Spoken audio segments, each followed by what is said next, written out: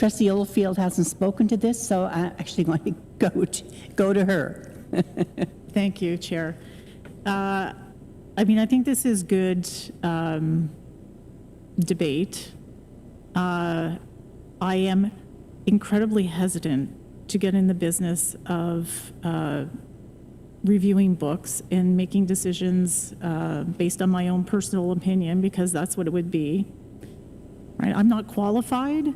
I don't think anyone around this table is qualified to make a determination about what's age appropriate and what's not.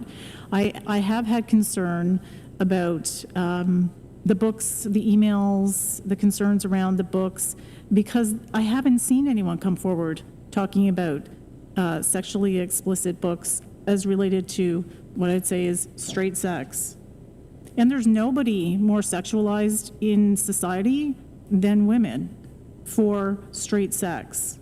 So I really am concerned, and maybe it's true that this isn't an issue that is directed at the 2S LGBTQ plus community, but it sure looks like that. I haven't seen anything else, and I don't know how are we going to look at all the books? Are we going to look at every book and determine what's sexually explicit? Is there a process for that? Because if we're going to do this, if we're going to review books and say there is no erotica or sexually explicit books, then we better look at all of them and not target a community. And I think it's a very slippery slope, because the next time there's a delegation of the board talking about, Trustee Pinello mentioned this, I don't like this particular religion. That goes against my beliefs. I mean, then what? Do we screen that? Are we not going to be open to people being able to read about different religions, different beliefs? It's a very slippery slope for me, and I personally don't feel that I am qualified to make a determination about these books. I think that the process that we have in place is a good process, that we are reviewing books, that there is a procedure, and I hate to be reactive to a few people, and honestly, getting 10 emails is a few people. When you look at the number of students that attend our schools and the number of families that are out there, it is a small number of very vocal people. That is not enough for me to sway my opinion.